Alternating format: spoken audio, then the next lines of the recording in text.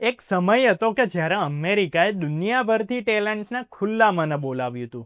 ખાસ કરીને ઇન્ડિયાથી આવનારા એન્જિનિયર, સાયન્ટિસ્ટ અને એન્ટરપ્રેન્યોર્સને. અને એટલે નહીં કે ભાઈ એ કોઈ એહસાન કરતું હતું, પણ એના માટે કે અમેરિકાને એમની જરૂર હતી. આજે એ જ અમેરિકામાં મેસેજ પહોંચી રહ્યો છે કે ઇન્ડિયન્સની જરૂર નથી. આ ફેરફારને લઈને ચિંતા વ્યક્ત કરી રહેલા ઇન્ડિયન ઓરિજિન ટેક લીડર કંવલસિંહ રેખી, કે જેમણે સિલિકોન વેલીમાં ઇતિહાસ રચી દીધો, 100થી વધારે સ્ટાર્ટઅપ્સને ફંડ કર્યા અને હજારો નોકરીઓ ઊભી કરી છે. આપણે જોઈશું કે એમણે શું કહ્યું, ઇન્ડિયન માઇગ્રેશનની અસલી હકીકત શું છે, H1Bને લઈને આરોપોની હકીકત શું છે અને ઇન્ડિયન પ્રોફેશનલ્સે આજના માહોલમાં શું સમજદારી બતાવવી જોઈએ. તો કંવલસિંહ રેખી કોઈ સામાન્ય નામ નથી. એ પહેલા ઇન્ડિયન અમેરિકન હતા જેમણે સિલિકોન વેલીમાં પોતાની કંપનીને પબ્લિક કરી હોય. પણ એમની કહાની ખાલી સક્સેસની નથી, પણ પોલિસી ઇકોસિસ્ટમની છે કે જેના ઇન્ડિયન ટેલેન્ટને અમેરિકન ગ્રોથનો હિસ્સો બનાવ્યો. રેખી કહે છે કે જ્યારે 1967માં રૂરલ ઇન્ડિયાથી અમેરિકા ગયા ત્યારે પરિસ્થિતિ બિલકુલ અલગ હતી. અમેરિકા એ સમયે સાયન્ટિસ્ટ અને એન્જિનિયર્સની અછતનો સામનો કરી રહ્યું હતું અને સોવિયત યુનિયનથી પાછળ રહી જવાનો ડર હતો. આ જ કારણથી ફોરેન ટેલેન્ટને એક્ટિવલી ઇન્વાઇટ કરવામાં આવ્યું. રેખી મિગનના અપર પેન્સુલામાં એન્જિનિયરિંગમાં માસ્ટર્સ કરવા ગયા ત્યારે એમની પાસે એક સેમેસ્ટર સુધીના જ પૈસા હતા. પણ એ એવો સમય હતો કે જ્યારે અમેરિકા અને ઇન્ડિયાનું ફ્યુચર એકબીજા સાથે જોડાઈ ગયું. જ્યારે અમેરિકા મૂન મિશનમાં સોવિયત યુનિયનને હરાવ્યું તો એમાં ફોરેન ટેલેન્ટનું બહુ મોટું યોગદાન હતું.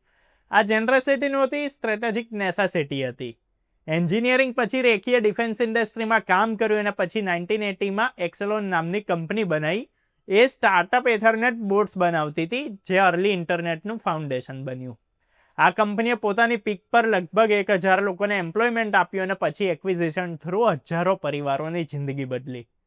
એની પછી ઇન્વેસ્ટર તરીકે રેખીએ હન્ડ્રેડ્સ ઓફ સ્ટાર્ટઅપ્સને ફંડ કર્યું, જેમાંથી કેટલાય હજારો જોબ્સ ઊભી થઈ અને ઇકોનોમીમાં બિલિયન્સ ઓફ ડોલર્સ આવ્યા.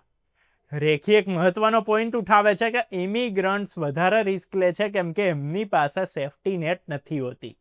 સર્વાઈવલ એમના માટે ઓપ્શનની મજબૂરી હોય છે. આ જ કારણ છે કે ઇમિગ્રન્ટ એન્ટરપ્રેન્યોર્સ બિઝનેસ શરૂ કરવામાં આગળ રહે છે. જ્યારે ઇન્ડિયન અમેરિકન એન્ટરપ્રેન્યોર્સ રેર હતા ત્યારે પણ એમણે કંપનીઝ બનાવી. હવે સ્થિતિ એ છે કે સિલિકોન વેલીના લગભગ 25% સ્ટાર્ટઅપ્સમાં ઇન્ડિયન અમેરિકન ફાઉન્ડર, ઇન્વેસ્ટર કે બોર્ડ મેમ્બર તરીકે જોડાયેલા છે. ઇન્ડિયન અમેરિકન્સે ગૂગલ, માઇક્રોસોફ્ટ, સ્ટારબક્સ, IBM અને પેપ્સી જેવી ગ્લોબલ કંપનીઝને લીડ કરી છે. જ્યારે કે US પોપ્યુલેશનમાં એમની હિસ્સેદારી તો 1.6% જેટલી જ છે, પણ CEOs, ફિઝિશિયન્સ અને પ્રોફેસર્સમાં એમનો હિસ્સો 10%થી વધારે છે. એજ્યુકેશન, ઇન્કમ અને એન્ટરપ્રેન્યોરશિપ દરેક મેટ્રિક પર ઇન્ડિયન અમેરિકન્સ એ બતાવે છે કે ઇફેક્ટિવ ઇમિગ્રેશન પોલિસી કોઈ કન્ટ્રીને કેટલો ફાયદો અપાવી શકે છે. એમ છતાંય આજે માહોલ બદલાઈ રહ્યો છે. H1B વિઝાને લઈને બહુ વધારે જ અફવાઓ ફેલાઈ રહી છે. આરોપ લગાવવામાં આવી રહ્યો છે કે ઇન્ડિયન્સ H1B થ્રુ અમેરિકન જોબ્સને ચોરી રહ્યા છે. રેખી બહુ ક્લિયર કહે છે કે ભાઈ એ હકીકત છે કે સૌથી વધારે H1B ઇન્ડિયન્સને મળે છે, પણ એ અર્ધ સત્ય છે. સત્ય એ છે કે અમેરિકન ટેકનોલોજી લીડરશિપ ફોરેન ટેલેન્ટની સાથે કોલેબોરેશનથી જ બનેલી છે. ખાસ કરીને તો ઇન્ડિયન ટેલેન્ટની સાથે. ફ્રન્ટ ઓફિસીસ અમેરિકામાં અને બેક ઓફિસીસ ઇન્ડિયામાં હોવાથી બંને દેશોને ફાયદો થયો છે. આ ઇકોસિસ્ટમ સપ્લાય ચેનની જેમ જ કામ કરે છે.